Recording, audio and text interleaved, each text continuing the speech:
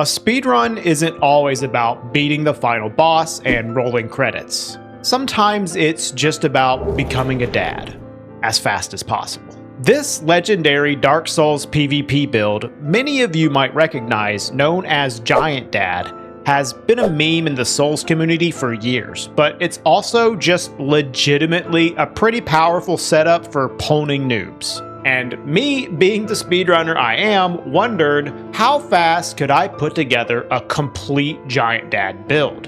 And I do mean complete. So I fully created a speedrun route from the ground up to accomplish this. But before we go further, now is the time we thank our sponsor for today's video, Opera GX. Maintaining an edge while trying to slay bosses in your favorite video games is a good challenge that can be satisfying to overcome. But maintaining that same power level in your browser experience is something that I prefer to be seamless without the friction of constant interruptions. This is why I prefer to use Opera GX. The video pop-out feature allows me to play Dark Souls while also keeping important reference videos viewable without having to Alt-Tab out of the game. And the built-in ad blocker means I won't have to worry about any interruptions. I can even use their built-in VPN service to protect my privacy and access content from other realms without any additional installation. I also love Opera GX's custom mods that let me stay immersed in the dark fantasy mindset that I feel so comfortable in. There are a number of different components you can mix and match to create something that suits you best, including dedicated wallpapers like this Dark Souls flavored one I'm using here, background music so you can always be in Firelink Shrine,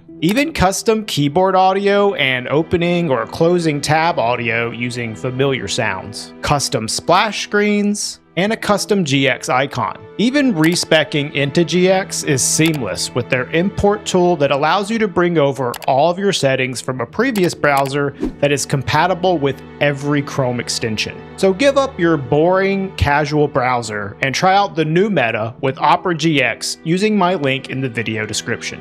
Now, where were we? Ah, right. The Giant Dad PvP build, popularized by only Afro, is made up of several pieces that we will acquire in order to finish our run. Here's what we need. Start as Bandit and reach Soul level 99, with stats leveled as such. 48 Vitality, 66 Endurance, 12 Attunement, 16 Strength, and 10 but don't tell anyone we leveled that up, that's just between you and me.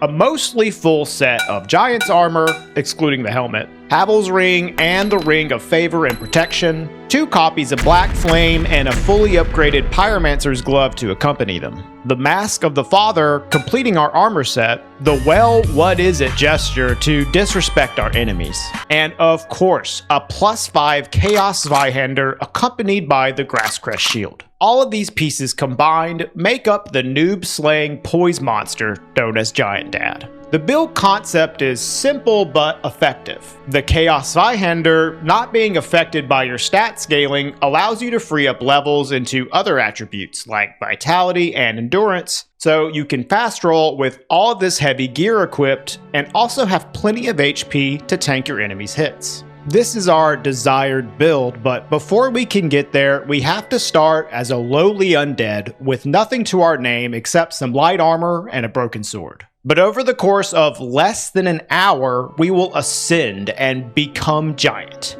with the timer stopping as soon as we assemble every piece of the build and begin the iconic gesture we'll receive from Oswald. In order to properly show off this route that I've created, as well as to get a good approximation of how fast we can go, this run will be segmented. And to really make a throwback to Giant Dad times, I will be doing the run on Prepare to Die Edition instead of the remaster. But also because there's one glitch that means we won't have to go to New Game Plus. I will also be utilizing the same rules for any % speedruns for Dark Souls on soulspeedruns.com and speedrun.com. This means there will be plenty of glitches as we try to bend the game to our will in the name of speed. Maybe you'll even see something new. But without further delay, let's get to the run. Starting off in character creation, we are, of course, going to select Bandit as a requirement of the run. Bandit is a solid starting class, so this won't be a big problem, but it does mean we want to select the Master Key as our starting gift. This is so we can enter the Valley of Drakes through the convenient door in Anor Londo for some early game item collection. Since we don't have firebombs, we're going to run through the boss room and collect our battle axe. We don't need the shield, and it will just clog our inventory, so we'll leave it behind. We'll free Oscar to receive our flask and key, then head upstairs.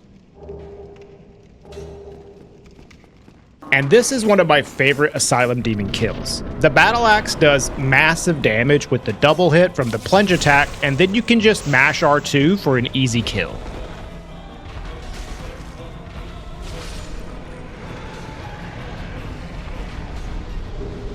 Exiting the Asylum, we enter Lordran. At this stage of the run, our primary goal is to reach Anor Londo, collecting necessary gear on the way, and then acquiring the Lord Vessel so we can warp around the map freely. Technically, we could do this run without the Lord Vessel using some skips, but it's absolutely worth getting for the time it will save moving around the world with the ability to warp. Starting off our item collection, we'll grab the Homeward Bones and Firelink just so we can keep our souls in the early game, as we'll grab the Zweihander in the graveyard and warp back. That's our first major item necessary for the Giant Dad build picked up, although we still need to upgrade it. We will be using it as our primary source of damage for the whole run.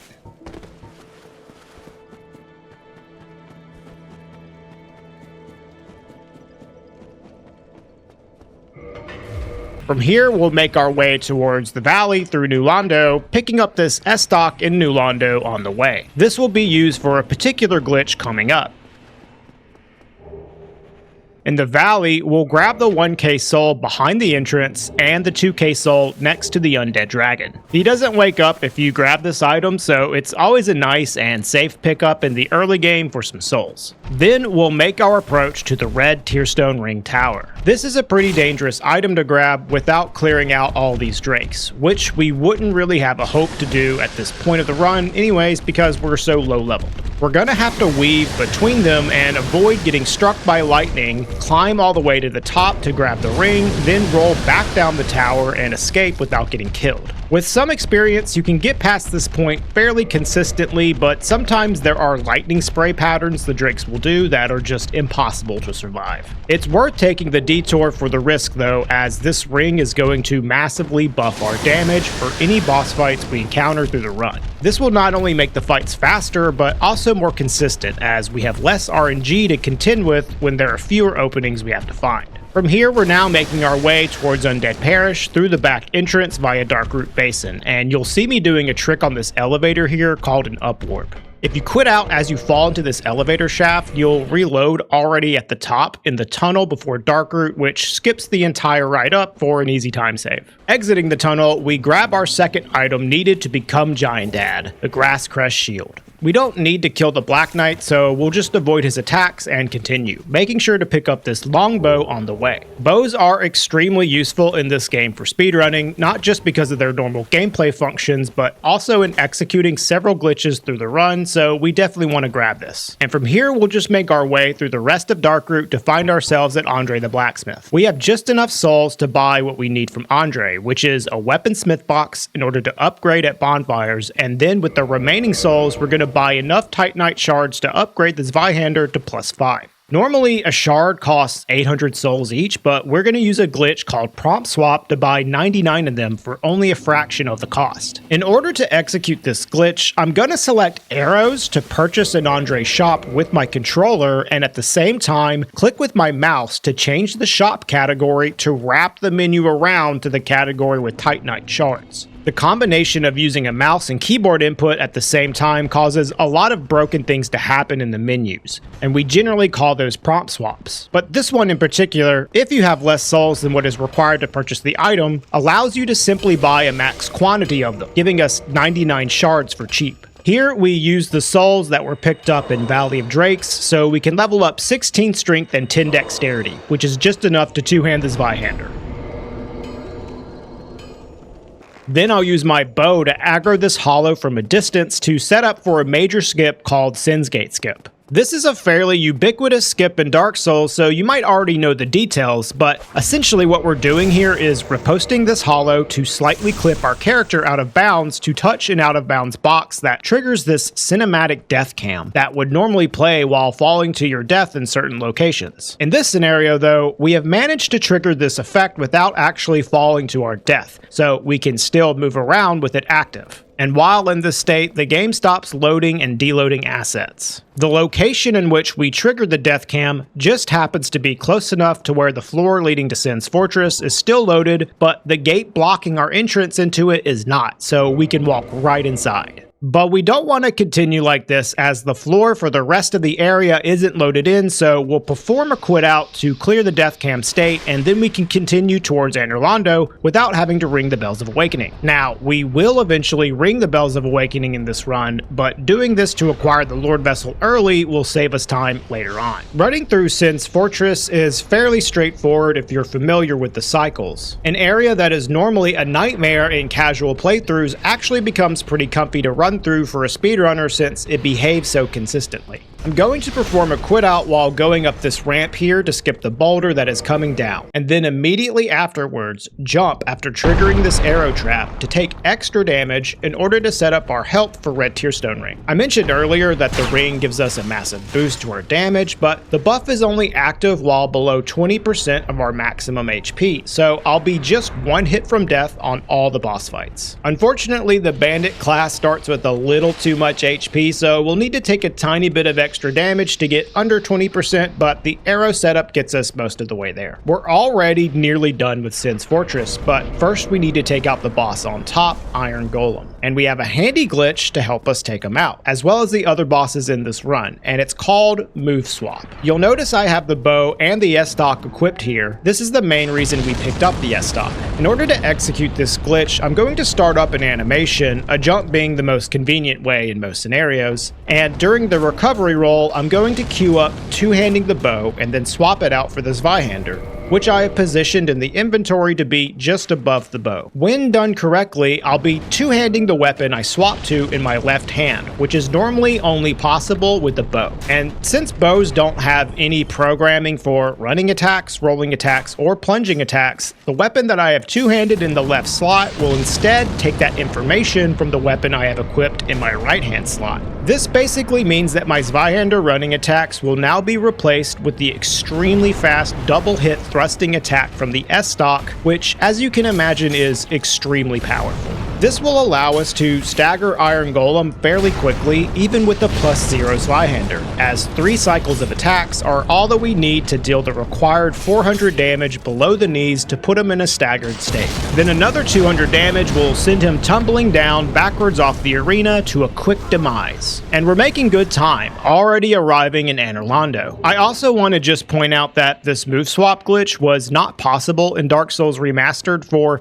many years until somewhat recently, although it is a bit more annoying to execute in the remaster than it is in Prepare to Die edition. I'll also try to comment on any major differences between the two versions of the game throughout the run, as there are several things that make the games a different experience to speedrun. Something that has already affected the run for this route versus doing it in the remaster is that I would be able to duplicate minor soul items very easily for a huge burst of souls in the early game, but since there's no quantity prompt for using these soul items in Prepare to Die edition, that glitch does not work, so currency will be a little harder to come by in the early game. Here we're resting at the Anor Londo bonfire, so we have it as a warpable bonfire later on, and this is a great time to upgrade and level up endurance. We could have upgraded earlier, but it's faster to wait until now, and with Red Tearstone Ring plus Move Swap, the Iron Golem fight isn't affected much. The endurance level up will help us out with Move Swap attacks. Even though while Move Swapped we'll be using the S-Stock's running attack, we will still be consuming a Zweihander's attack worth of stamina. You also might have noticed me using the Iron Golem soul on the elevator, but the item not being consumed.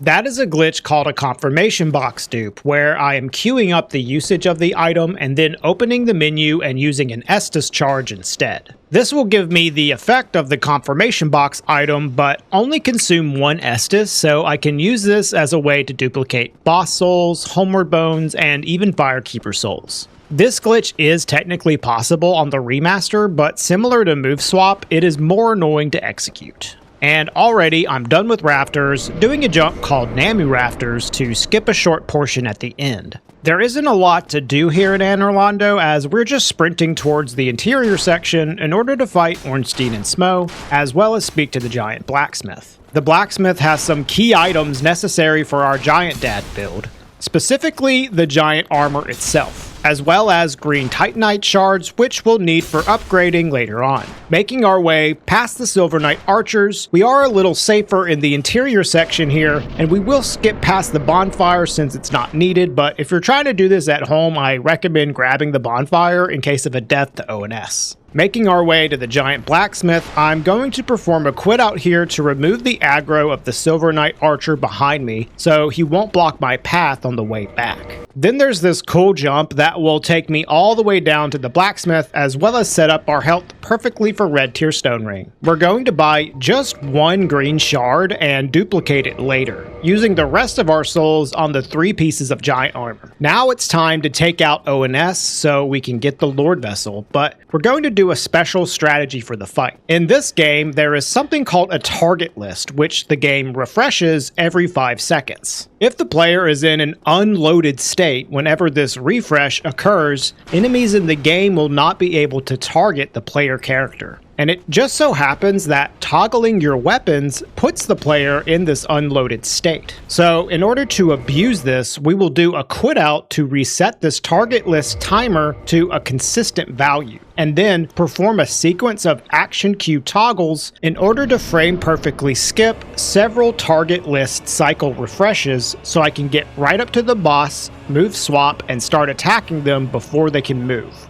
As soon as I deal damage to the boss, their AI will begin to work properly, so it's not a complete AI break.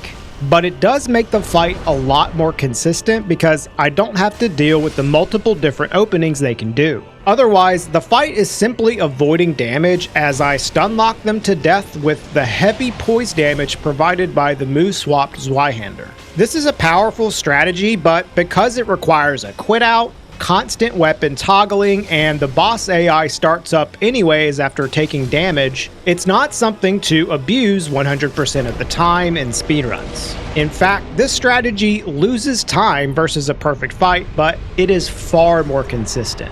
Now we can freely take the Lord Vessel, shooting Guinevere from the doorway as it happens to be faster than talking to her. With that, the first phase of the run has been completed. We can now freely warp around the map. As we rest to warp away, we can use the souls we've amassed to level up to 24 vitality. Now, the next major goal is to ring the 2 Bells of Awakening, while also continuing to pick up important pieces of Giant Dad gear on the way. Even though we've already made it past Sin's Fortress and don't need the gate opened any longer, there are other reasons to ring the 2 bells. Mostly to awaken Framped, as we will be using him for a glitch later on, but also to open up Firelink Altar to place the Lord Vessel. Plus, there are other items we need for the Giant Dad build right next to the bells anyways. First, we'll head to Gargoyles to ring the bell in Undead Parish. At our current power level, after having finished Ornstein and Smough, this segment is pretty easy to get through. On the way, we'll grab this Firekeeper soul to help us boost our humanity, something we'll want to increase our damage when we eventually get a Chaos weapon. This hollow room before the boss can be dangerous, but at 24 vit, it's not bad at all, and Gargoyles themselves aren't much of a threat either. The move swapped Zweihander takes them out pretty fast.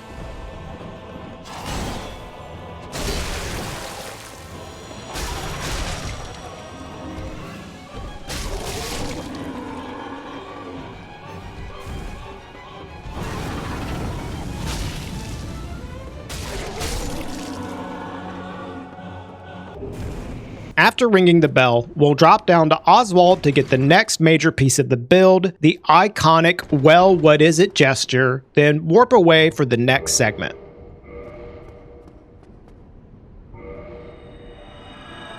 Spawning back in at Firelink Shrine, we have some stuff to take care of in Undead Burg before heading down to Blighttown. We'll try to avoid the enemies here, but similarly to the previous segment, at this level of vitality, this area isn't that big of a threat. We just don't want to lose time to getting staggered by their attacks. We'll make a quick pit stop at the Undead Merchant here to buy a few things with the souls we have left over from gargoyles. We want a bottomless box for a glitch later on, a spear for another glitch, and the rest in firebombs for some strats you'll see shortly, and then back on our way. We want to rest at this bonfire nearby in order to homeward bone back here. So I'll do a quit out to get rid of the enemy aggro and rest. Continuing further into Burg, we'll do this cool drop down to the Black Knight and use his attacks to lower our HP for Red Tearstone Ring. Then jump over this barrel on our way to Havel's tower, using the jump to move swap our Zweihander. On the way down the tower, we can just take a bit of fall damage to finish our HP setup and then easily take out Havel for his ring.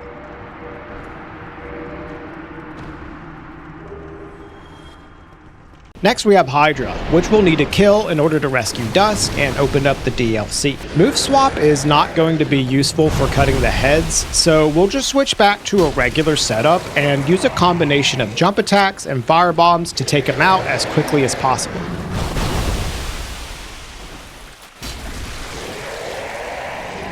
You don't actually need to cut every head off the Hydra to finish him off if you deal enough damage to him with each attack.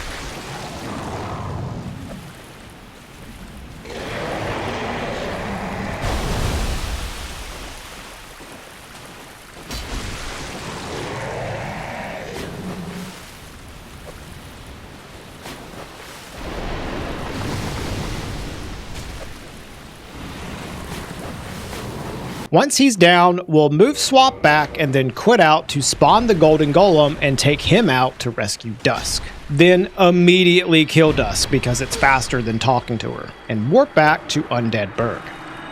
Now we'll use this opportunity to unlock Laurentius in the depths so we can get our Pyromancy Flame. Instead of actually killing Capra to get the key to the depths, we'll do an out of bounds trick instead. On the remaster, getting into the depths out of bounds is very easy, but in Prepare to Die edition, we need to do a funny glitch called a poop walk that essentially just halves our animation. So when we try to climb this ladder, we only turn halfway and can just clip right through on top of the aqueduct ceiling below.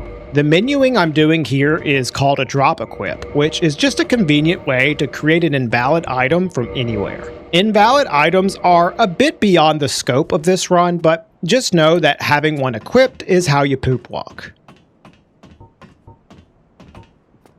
Once we're on top of the aqueduct, we can just quit out to clear the poop walk state. And from here, we can fall down near the female undead merchant and get into the depths.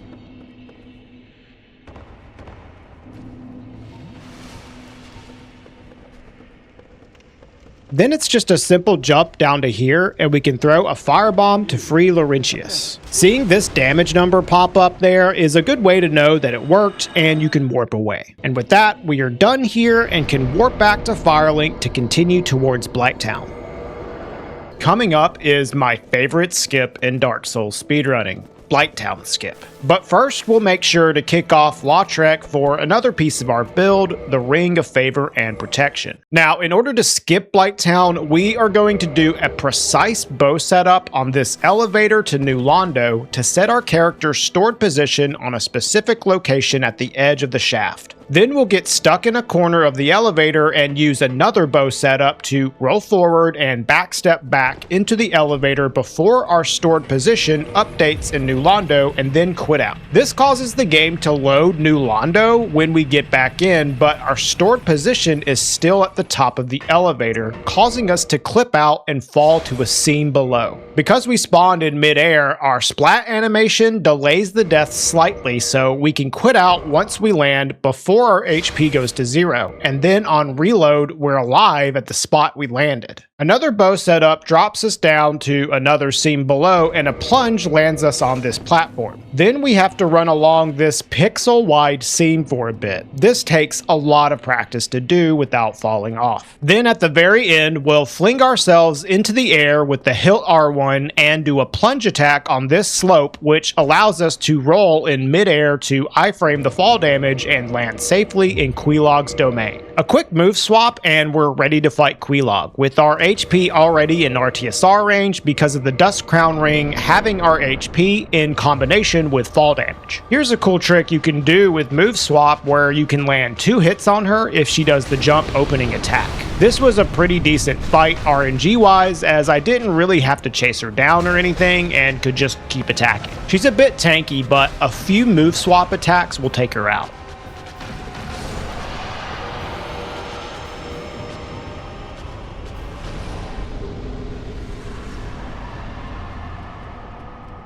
I also just want to point out real quick that the skip we just did is only possible on Prepare to Die Edition for multiple reasons. But now we're free to ring the second bell and enter the next phase of the run, Izalith.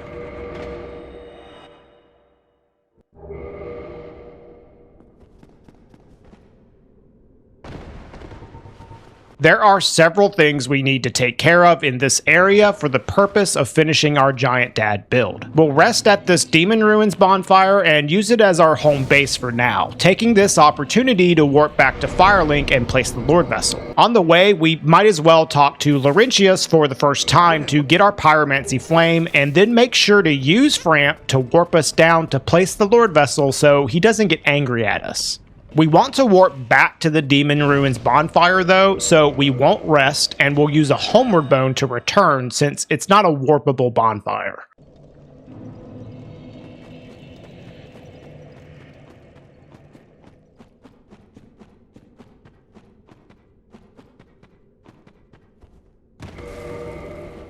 From here, we're going to go backwards into the bell room to do another Prepare to Die Edition only skip, the Firesage elevator clip. But we want to set up our HP for Red Tearstone Ring, so we'll ring swap with DCR and drop down here for some fall damage to put us in range. Then we're going to stand in this spot with 1 foot hanging off and just spam quit outs. This platform is normally unstable ground, so if we quit out on top of it, it would simply displace us back off the platform. But our character's stand-up animation will move us back slightly to circumvent this, and you can see that the platform is loading in slightly after we do. So eventually, after enough quit-outs, our stand-up animation will push us back so far that we simply fall right through. And waiting below us is Demon Firesage, who just so happens to be a boss that we can do a plunge attack animation on to save us from falling to our deaths, because he has the same attributes copied from Asylum Demon, despite not being a boss that you would normally be able to plunge attack. Falling into the arena this way also bypasses the script that would turn on his AI, so we can just wail on him with move swap attacks until he dies. This is another amazing skip that is unfortunately not possible on the remaster due to the elevator platform not loading in the same way. Okay, here is where I have to admit something. I completely fucked up the routing for this run on one particular thing. After killing Firesage, I head back out to the Demon Ruins to pick up the large flame Ember. But you totally do not need to get this Ember in order to upgrade to a Chaos weapon. So yeah, this run would be about 80 seconds faster if not for this mistake in routing. After grabbing the useless Ember, we warp back and once again go backwards into the bell room to go down the now active elevator so we can go deeper into Izalith. We're going to actually kill Centipede Demon as well to gain access to Lost Izalith. We're trying to get into the Poison Swamp area of Lost Izalith to get a red Titanite slab in order to upgrade our Zweihander. If this were the remaster, we could simply offer 30 humanities to the Daughters of Chaos Covenant and open the shortcut to take us on a more direct path towards the Red Slab. However, in Prepare to Die Edition, you have to offer these humanities one at a time, which takes quite a while, so it's faster to just kill Centipede Demon and run through the lava than take the shortcut in this version of the game. On the way to Centipede, we can do this cool plunge to save almost 2 seconds and heal up because we want to be at full HP for this red Tearstone ring setup. For a melee fight against Centipede, we really want to get to the middle platform, and we're going to use the lava surrounding it as a way to get our health below the 20% threshold. This might actually be the most annoying boss fight in this entire run, as we don't have quite enough damage to kill Centipede extremely fast, and there's a huge risk that he jumps back into the lava, which can waste a lot of time. This opening setup is quite nice though, as it influences him to do a specific jump attack that, if you stand directly underneath him, does almost no damage. We can backstep through it to skip the stagger and get another move swap attack in, then we're just going to cycle through move swap attacks until he dies and cross our fingers hoping he doesn't jump back into the lava, which thankfully he doesn't do here.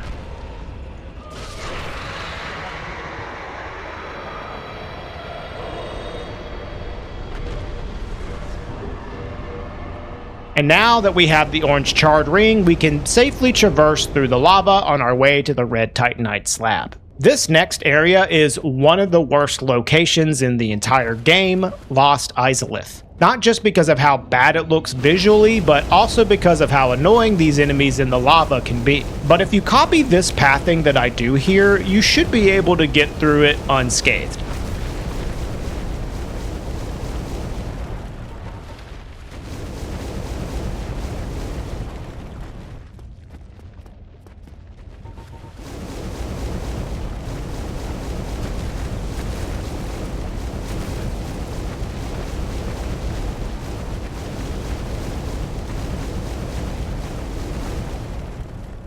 Once we're out of the lava, it's a simple jog over to the poison swamp. After breaking the platform here, we can just drop off to the right and fall down back here and roll down this hallway for the chest containing the slab, and then warp away.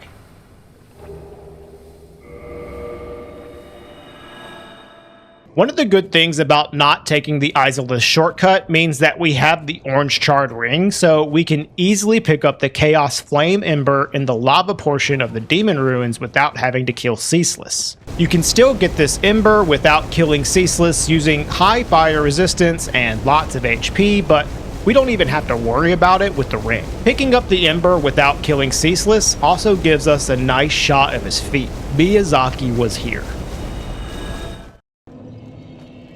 It's now time to get huge. We're going to put some items in our bottomless box and warp to Firelink, where we have a date with Framp's mouth. Dark Souls Remastered has a quantity usage soul dupe to gain a massive amount of souls very quickly. But Prepare to Die Edition, we have Framp duping. Using a glitch called quantity storage, we can store a value in the game's memory and then overlay a confirmation box on top of Framp's feed menu, which allows us to then inject that quantity into the feed prompt. As an extra side effect of this glitch, there is an underflow we can create with any items that have been placed in the bottomless box. If we sell a quantity higher than what we have, the item will underflow and duplicate to the maximum quantity that can be held. Because of this, we can sell 999 boss souls for a massive amount of souls, as well as duplicate all of our upgrade materials, and we're set for the rest of the run. We'll immediately put these souls to use by upgrading our Pyromancy Flame to max with Florentius nearby. Then rest at the bonfire to level up. Remember, we want 48 vitality, 66 endurance, and 12 attunement to go along with our 16 strength and 10 dexterity at level 99 for a complete Giant Dad attribute loadout. Then we'll take out the red slabs from our box and bring them to Framp to have him break 4 of them down for 2 chunks each, giving us a total of 8 red chunks that we'll need for our Chaos Zweihander upgrades. Now we have to make a second trip back to Blighttown in order to finish upgrading our Pyromancy Flame with Quelaag, who appears once we have a +10 flame or higher. I'm not going to do Blighttown skip here a second time because it's not as fast considering we'd have to go backwards after falling into Quelaag's domain. I do think it would be slightly faster to do it a second time, but I thought it would be cool to just show off a different path to the swamp either way. It's definitely faster to go from Firelink to Quelaag instead of running all the way back from the Daughter of Chaos bonfire or the Demon Ruins bonfire. You might be surprised how long of a running section that is. There are a number of different ways to quickly descend to the bottom of the swamp from here, but the method that is the best mixture of fast and convenient are these two plunge attack fall damage cancels where we can roll in midair to iframe the fall damage, just like we did at the very end of Blighttown skip earlier. And Quelaag is just nearby for us to finish upgrading our Pyromancy Flame for another piece of our build taken care of.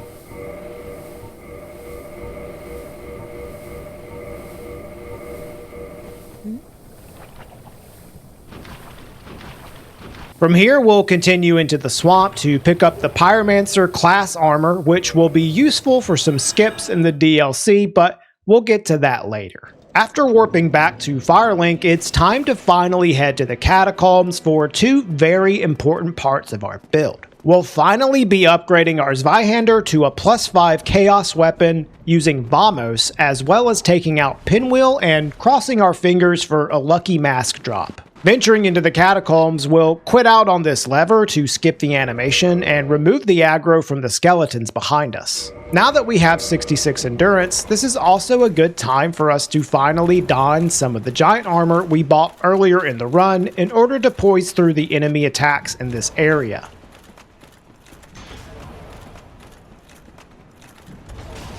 Unfortunately, I'm not aware of any way to get to Vamos faster than simply running through here and turning this walkway with the lever over here. And again, we'll quit out to skip the animation and remove the enemy aggro behind us. Running back across this walkway, there is a nice drop we can do to get to Vamos a little faster and prevent any skeletons from following us. Dropping down here, we'll get a death animation, but a slope will delay our HP from reaching 0 just long enough to where the game will store our position at the bottom, and then when we reload from this quit out, we'll respawn at the bottom alive. Then we can drop down and approach Vamos to upgrade our Zweihander to a +5 fire weapon.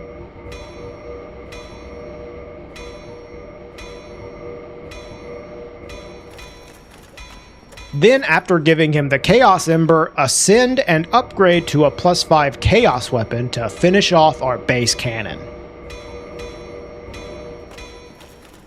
We still need to finish off Pinwheel, so we'll exit Vamos' room, and I use these bone wheels to set up our TSR, but it's certainly not needed as it saves only one attack on Pinwheel.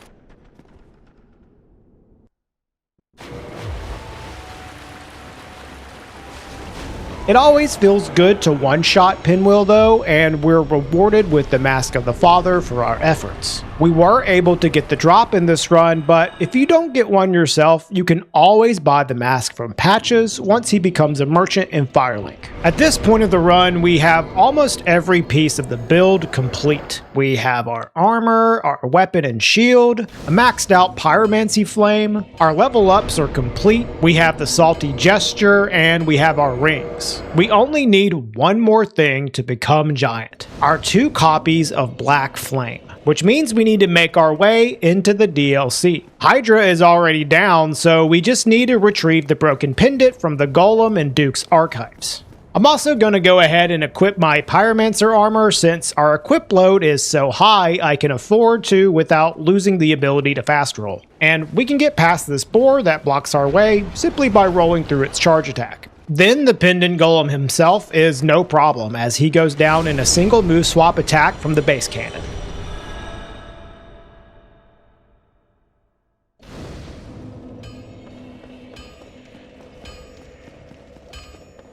On our way back to the Hydro Lake, we'll stop at Andre to quickly purchase a Bastard's Sword for a weight-dependent glitch coming up. Then we'll continue towards the lake. Here's also a cool drop on the way we can use to get our HP low enough to enter our TSR range for the final boss of the run, Sanctuary Guardian. With our TSR active and the Chaos Zweihander, this boss will go down pretty easy.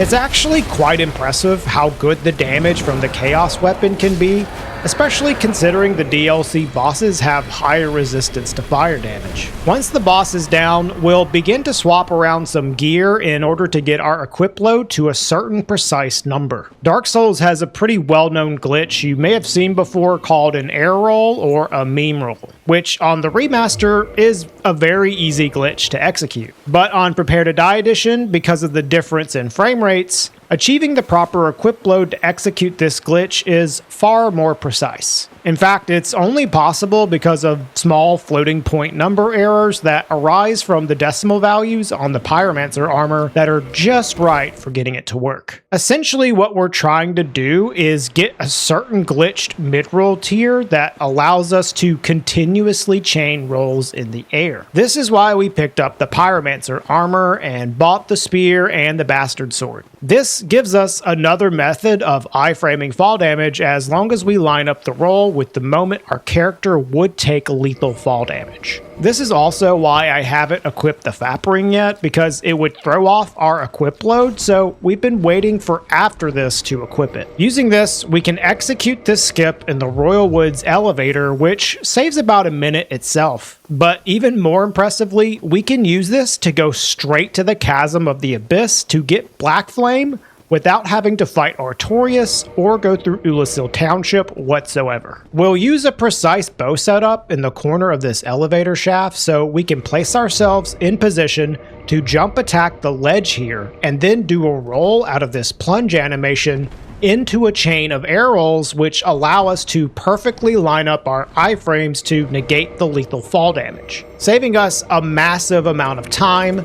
And now is a good opportunity to go ahead and put on the Giant Dad build as we're nearing the end. Now we just need to grab Black Flame and get out, but we're not quite done yet as we actually need 2 copies of Black Flame to finish our build. But in this run, we won't be going to New Game Plus as there is a Prepare to Die Edition specific glitch we can execute to duplicate the spell using a negative quantity from Framped. Going back to Firelink Shrine and accessing Framp's feed menu, if you prompt swap from the Consumables tab to wrap around to the Rings tab, it will store this -1 quantity. You can then use another glitch called a drop swap to drop the spell, something that is normally not possible, and the negative quantity gets applied to this drop. And of course, subtracting a negative value actually gives us a positive value, so it ends up duplicating the Black Flame. And now we just need to attune the spells and gesture and we're done. That's a full Giant Dad build completed in 51 minutes.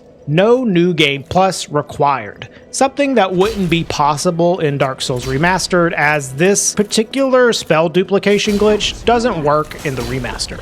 And it would have been under 50 minutes if I had avoided some routing mistakes, but now we both know you don't need the large flame ember for a chaos weapon. I faced the decision to leave that in the run or try and just redo it, but I decided to just leave it as it is since it doesn't really change the route a lot, just that one bit, although it would have obviously affected the final time. I have a lot of experience and knowledge in this game, but I have to admit that this minor detail was lost on me as I'm not infusing chaos weapons very often.